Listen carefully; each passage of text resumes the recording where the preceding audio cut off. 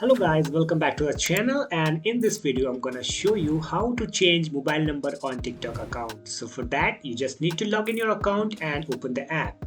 Currently I'm at the profile section, so click on profile and just go to these horizontal three lines. So click here and now you can click on the settings and privacy option.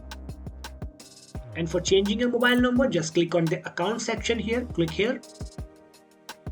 And now you can see that account information here, so just click here, account information, and that's it. You have found that option, that phone number. So now you can change the information here. Here is the user information, so you can easily change your mobile number here. So for that you just need to click and enter your mobile number and choose your country code and just input your mobile number and send code. And after that you have verify your number and just click on activate, and now that's how you can add your mobile number here. And that's it, it's done. So this is for the video, and if you found this video very helpful, please don't forget to hit the subscribe button and press the bell icon. I'll see you in the next video. Till then, bye bye, take care.